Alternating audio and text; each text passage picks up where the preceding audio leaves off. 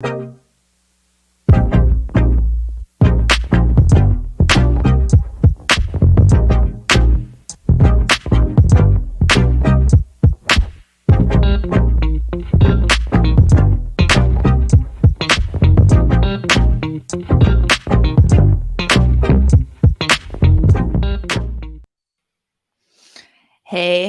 everyone. Welcome to another week of Tuesday Teardowns. I'm your co-host, Maggie Bloom, and I have Jed Marley on here. Exciting stuff. Jed Marley and I talk all the time together since we just released a podcast. But Jed, thanks so much for coming on here today. Yeah, for sure. I'm excited about this one. To have a specific email from Rippling, which is a company I've heard a lot about. So excited to dive into this one today. Yeah, and we're especially excited because this is an email. I think everyone who might be on here saw our post that we asked our team internally, hey, can you send us along some prospecting emails, messages that you've gotten? And this is one that was sent to our CEO that got him to open the email. It wasn't the right timing, which is fine, but it got him interested. So got him interested to read more. So we're going to be reviewing that entire cadence today. Before we get into it, because the email that we're reviewing has a question mark on it. The subject line, excuse me, has a question. And I found this stat that subject lines that include a question get 21% higher open rates. Why do you think that is, Jed? That's crazy. If I'm being honest, I've always thought the opposite. I've always thought that subject lines without a question mark get a lower or get a higher open rate. I don't Mhm. know. I think it's the quality of the question. Like a really spammy one I've been seeing is quick question, Jed, question Yeah. mark. And that's like, I think it's the context you use it in, as it is with a lot of statistics around cold email. That's honestly surprises me. So, but I guess it makes sense. Again, I think it's just about the question you ask. And as we're about to see with this cold email that we're about to dive into, the question they did ask was pretty relevant to Sujin. So I think it worked for this one. Sweet. So let's dive into it. I'm super excited to take a look at it. And Jed, do you have your screen ready to share? Yes, sharing right now. All right, let's do it. And while we're looking at it, I'm going to pull this up. While we're looking at it, if anyone has any questions, comments, there is a comment section. Feel free to stop us at any point. We would love to hear any questions that you have about the way that Jed and I will take a look at this and then tear it down and build it back up too. Yeah, like before, I can't see the comments in. So Maggie, do you want to let me while I'm sharing my screen? And then you can see my screen, okay? Yep, yeah, we can see it. Awesome. So I'll read through the email first and then let's break it down. So this is the subject line we were talking about, employee laptop returns. Hey, Sujin, how do you get your computer back when a remote employee leaves Mailshake? We've been asking around. Most companies just let ex-employees keep the laptop. Have you figured out how to solve this yet? With Rippling, you can offboard an employee and automatically send them a box plus prepaid shipping label to return their computer to your office or an offsite IT closet. After that, you can reassign and ship it to the next person you hire, totally hands-free. Your team will never have to wield a box cutter or scalp down to FedEx again. Man, am I dumb for not knowing that word? What do you think? Could your team use something like this? Oh, Cool. schlep. So schlep. I don't know what that word means. I don't know. I That's was something my homeschooled, so dad says. um yeah, so okay, let's break down the email and we'll get to that word later on. um so I think the subject line is really cool. It follows a lot of the best practices. I was actually going to say I think it would be fine without the question mark, but if data shows it's question marks leads to higher open rates, then go for it. I think it's worth A/B testing, but it's all lowercase, which I like. I think like to set the standard, I would always lowercase your subject lines. Even if you're talking about things that should be capitalized, like company names, just always lowercase it. It makes it seem more casual. It's 3 words, short, it's relevant, it's boring. I like boring subject lines that just land in a problem. And I think overall, the most important thing about this email is that it landed on a problem.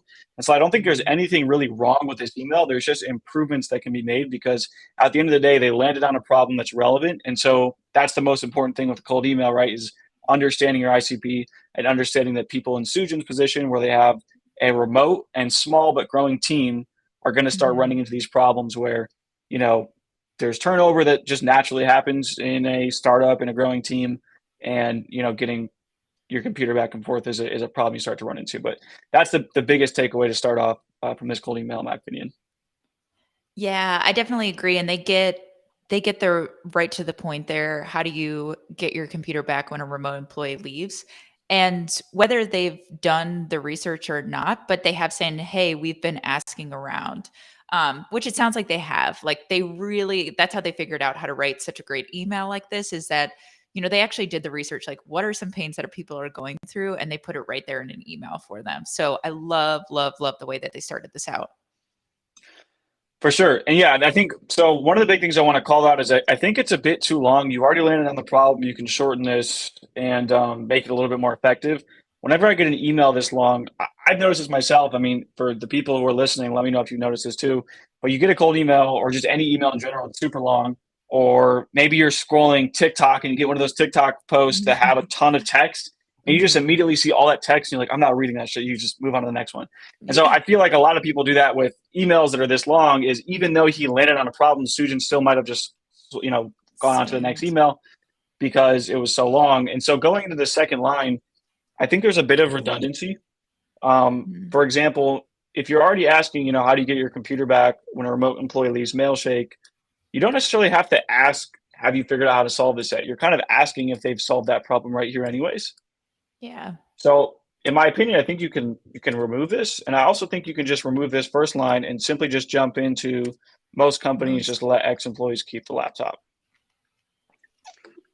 Love I it. think And if you can oh, go oh, ahead, Maggie. sorry. I was just going to say Libby commented in, Libby Clayton. She said, love the Awesome. email, but don't love the amount of questions and CTAs. And that's exactly what we're getting into. It's the redundancy. They have asked a few different questions, even at the end, which we'll skip to or, get to in a second.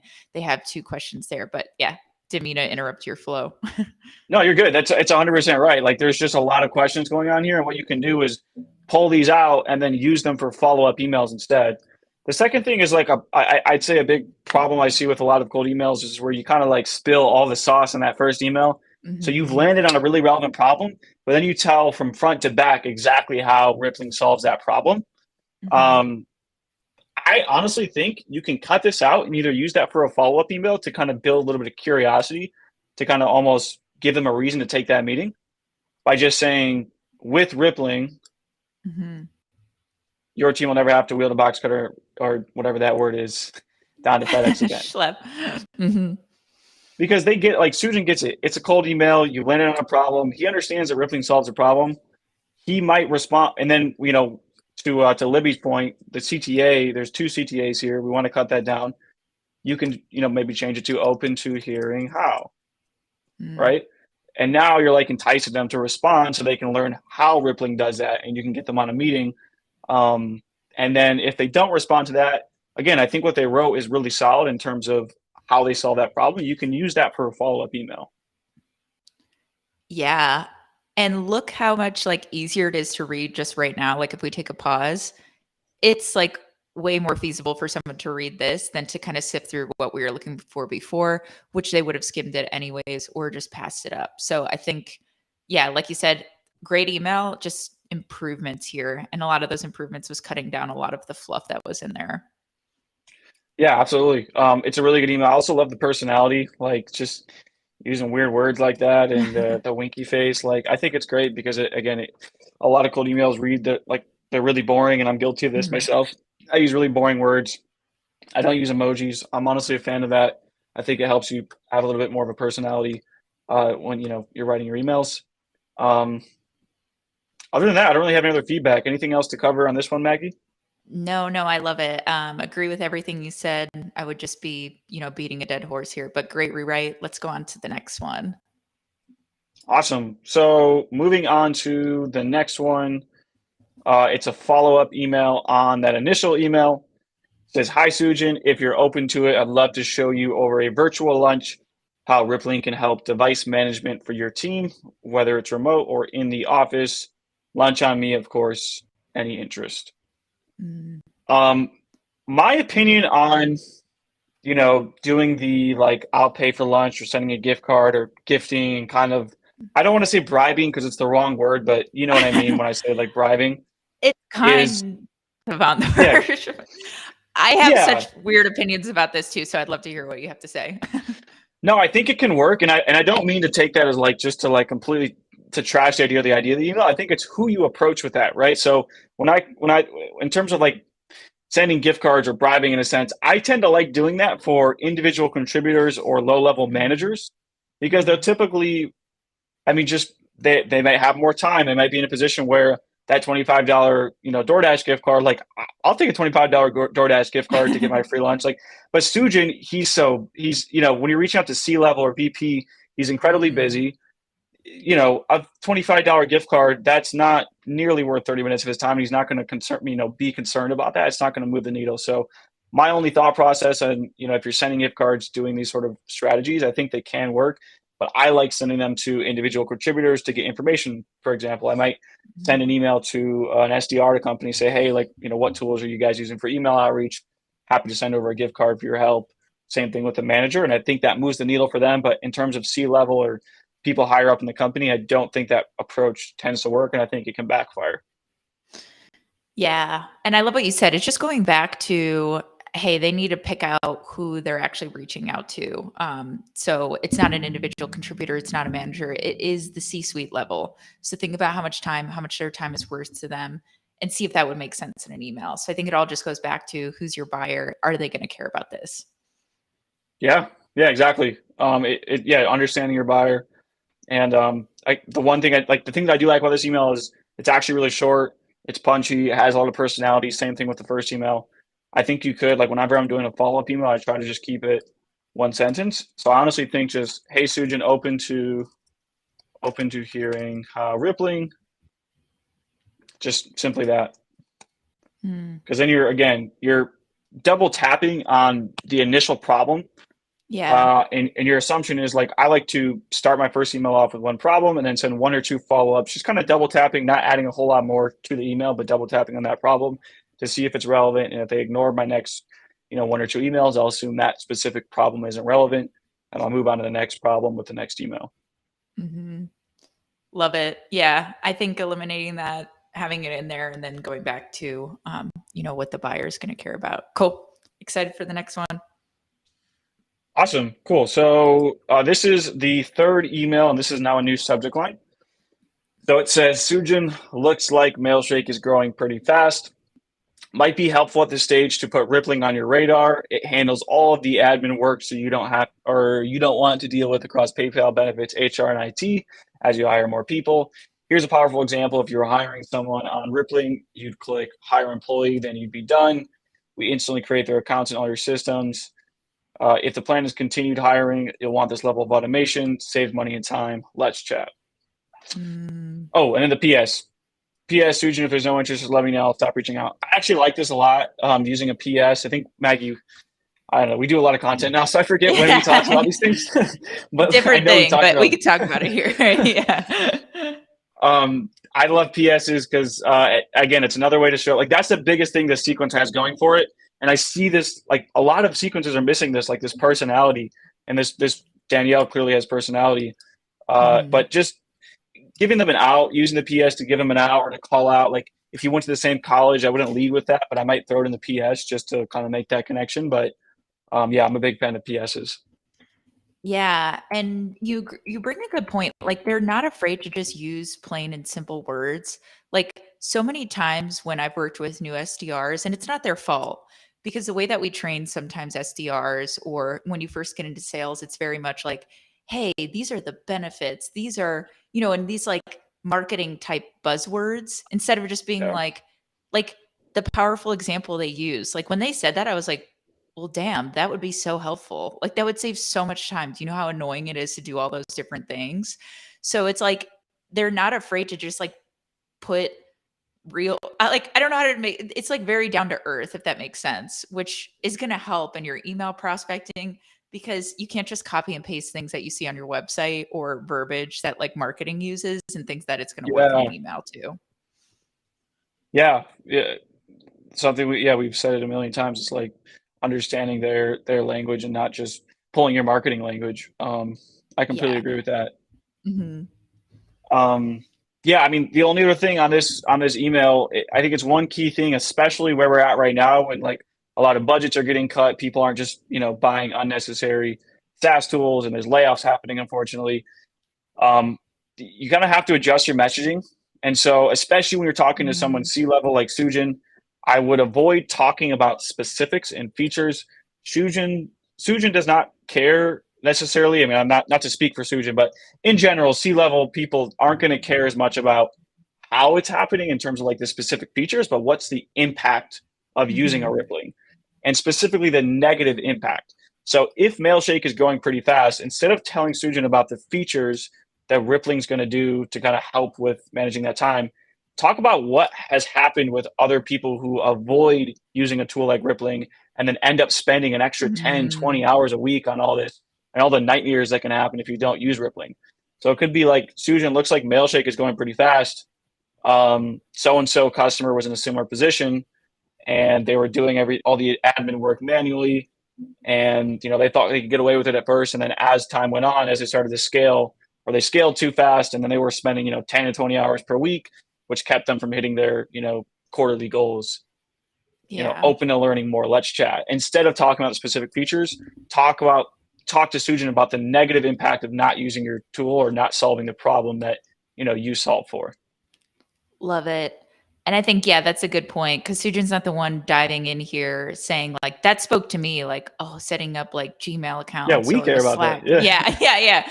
Because we've done it before and we're kind of in there. And Jed, yeah, you do it every single time you hire a new person. But yeah, what does Sujin really care about? So we could, beat a dead horse or whatever that statement is. But yeah, it's really just going back to that, and a couple of things that people are bringing in here, because like we said, this whole entire sequence that we're looking at so far, we love the personality that people are bringing in here. And some people are talking about, just in the comments here, how they use their own personality with structure, greetings, emojis, messaging. So I always say, don't be afraid to do that. Put in your own type of like messaging that you want in there. And some other people say they don't try too hard, which I love that. And then, yeah, just going back to, what do the end users, managers, C-suite care about? So always keep that in the back of your mind. But I just wanted to highlight some of those things. Sean, Katie, Andrea, thanks for adding those in there. Yeah, good stuff. I'm glad to hear people are doing adding some personality in their emails. Mhm. But yeah, not much more to cover on this one. Actually, to your point, Maggie, like one thing they could do is, if they still want to talk about these features, they could say, "Hey, Sujin, right now Maggie and Jed are probably spending an extra Yeah. 5 hours a week, Oof. going Love into it. all their systems. Here's what their day to day looks like. Here's how we could save time for them." So, and again, it Mhm. shows your personality by calling out like our names. Yeah, totally. All right. So this is a follow up on that same email. I'll read Is through it this real the quick. This last is the one here? I think so. looks like there's one more. Okay, perfect. Awesome. Yeah. How are we doing on time, Maggie? We're Sorry. good. We can go a little over. We usually do 20 minutes, but since this is a longer sequence, we can do about 25, 30 minutes. We should be good to go. Okay, cool. So in terms of this one, again, I've said it before, I'm a fan of really short follow-ups. You hit home on a problem in this one. So we don't want to add too much. We just want to resurface it to Sujin and see if it's relevant before moving on. So honestly, I would just say my whole email would be, any thoughts on this last note, Sujin, question mark. And I would remove all this, mainly because this is only talking about Rippling. It's talking about how Rippling raised $250 million, funding round, which is kind of insane. And then talking about the awards they won. And that's cool at all, and it makes you look like a prestigious company. The thing is, that sort of thing doesn't necessarily, even to me, who's not like a C-level like student, I'm Hmm. not really concerned about that. I'm more concerned about the problem you solve. And I think a golden rule to follow with cold emails is talk about the prospect and the problems you can solve for them, as opposed to you and your company. And I do think this is a trap that a lot of people fall into, is like, oh, we have all these G2 crowd reviews, we have all these ratings. It's not really like tangible, though. It doesn't really show how you can help the customer. And so Hmm. I think these are a little bit unnecessary to add to your emails. But wonder if you have Yeah. any. Yeah. I think it all comes back to, like, I was talking about this with someone the other day. It all comes back to management styles. Like, think of this SDR, for example. Mm, Let's think of Danielle's world. does she have a KPI that she just has to send out 5 to 7 emails over to a prospect? And if they don't respond, they don't respond because her manager told her to. Let's say Danielle's been working there, or even just as an SDR for less than a year.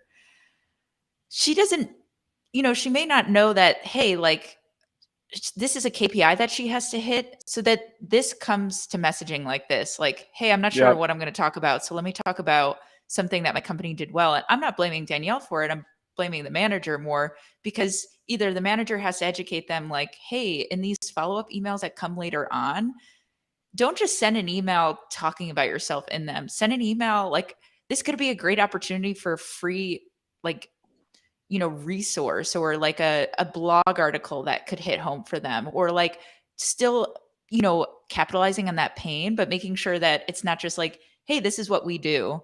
And I think it's, again, to my point, it's not Danielle's fault. I think it comes from the manager of just saying like, hey, Danielle, you need to hit this person 5 to 7 times, because then these are what the emails come to if she's not getting the correct training for it.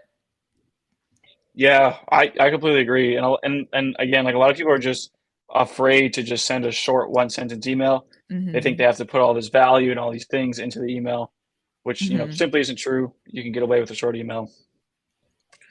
Yeah. Absolutely.